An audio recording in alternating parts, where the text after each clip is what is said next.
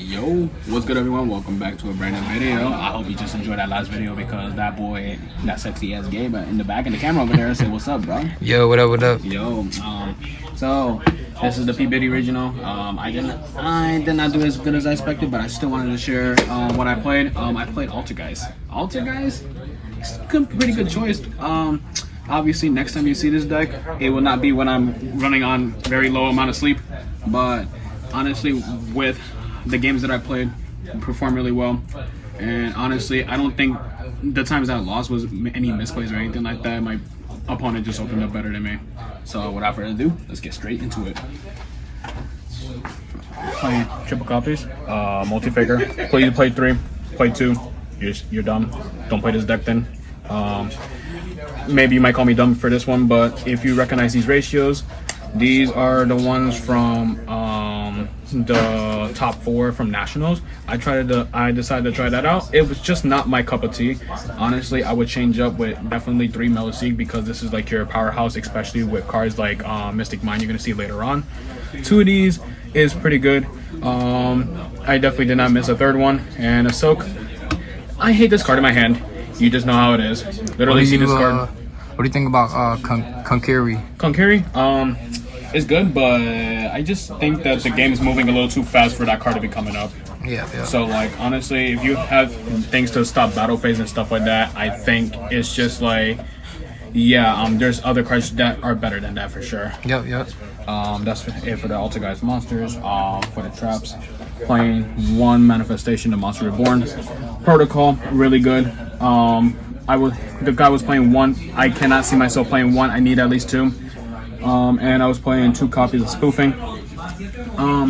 It depends on the amount of cards you play. I play 43, for instance.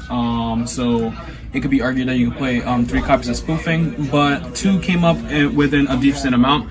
So honestly, this Melistique and everyone's favorite card of all time, Mystic Mine, you know? Literally, it's just a god combo, and it's hard for your opponent to break that board, especially if they don't main deck any sort of Mystic Mine outs. So that's gonna be it for the Altergeist cards.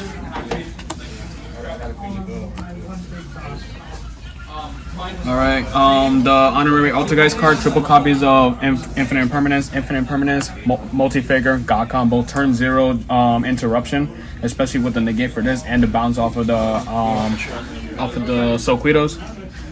Playing triple copies of Dimension Shifter. Yes, it's a little weird, but it just works out. You don't commit a lot to your board, or you just don't go very combo-centric like Sprites and Tier Elements.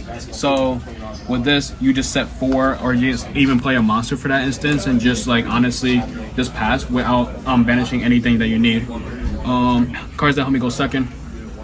Lava Golem, really good card. My opponents just piss their pants every time they see this. Game 1, Droplet. Very might be out of this deck because I seen that he played 2 Droplet, but it just didn't work out in my favor. It's just cards that I'm playing that are just way different than his, so honestly that could be the reason, but I just don't like Droplet in this version. And everyone's favorite card, Mystic Mine. Konami, where's that ban list at? If you don't ban it, I'm just gonna keep playing this. What are you talking about? And honestly, you think I'm just playing 3 Mystic Mine? Nah, bro. I'm playing Triple Demise of the Land and the 1 Metaverse. Yo, you don't see Mystic Mine? You're gonna see it eventually. These cards just help you get to that for sure. So honestly, these are all the interruption cards that I play over here. It just helps you go first and second with the Mystic Mine, especially just hard activating it, bait out and negate. So like, today I hard activate mine. They try to negate, Droplet. Crazy. Crack. Definitely crack for sure.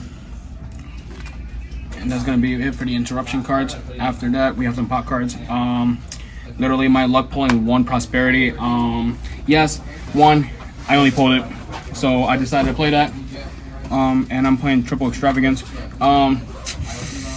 Can't really say if this F me over or not because something called Ash Blossom Enjoy Spring likes to eat up my. Let me not.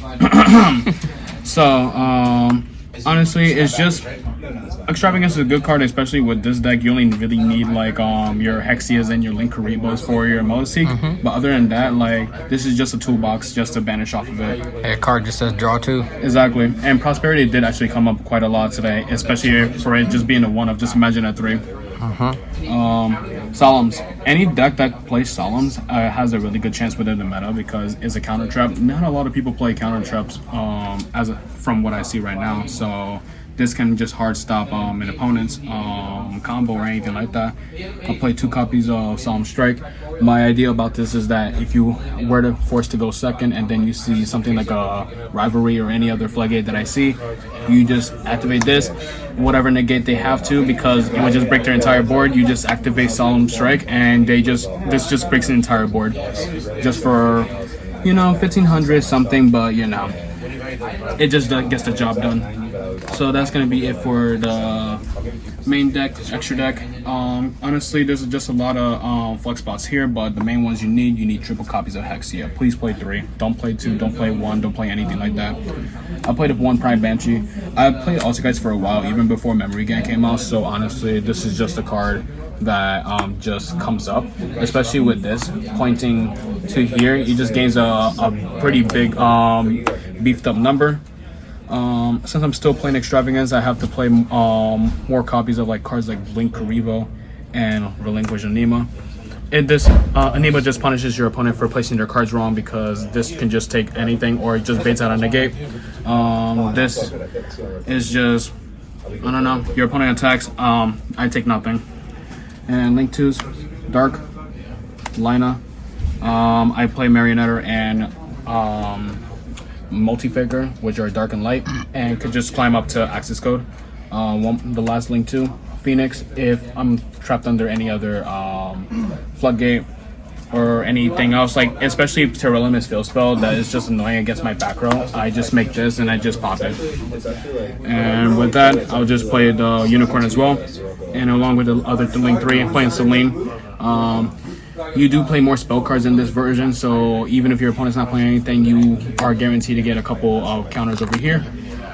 1 access code, why not? And I play 1 Underworld Goddess.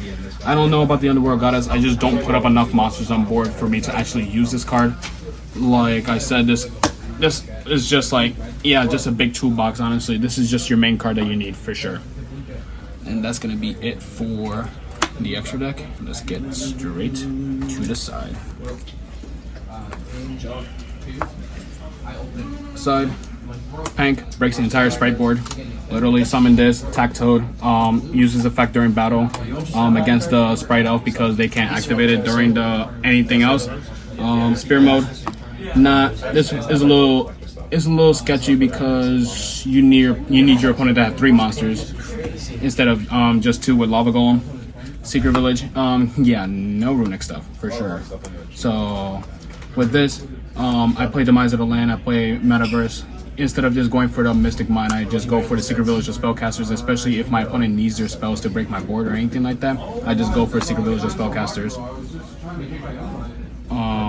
Trap cards, Shadow Imprisoning Mirror.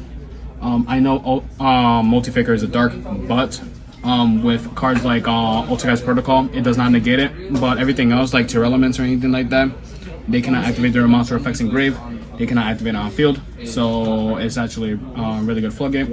Mischief to the Gnomes, I don't care about this card, again, at least for me, but with any XZs, any Synchro, or anything like that, especially the Sprite matchup, this card just shines very much.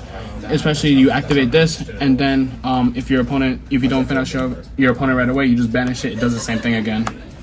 And the last card, Summon Limit. Summon Limit, literally anything that summons more than twice is just flip up Summon Limit. GG's, because like your opponent needs at least 2 monsters to pop off. If they summon the 2 monsters that they need to pop off, flip this, they're just having little weenies on board that literally you can just break their board with. So that is it for the deck profile. I hope you guys enjoyed that, and if you have any other advice about Altergeist for my fellow Altergeist players that I don't know anyone, please leave it in the comments down below. Any recommendations, anything like that, and I'll see y'all in the next video. Peace.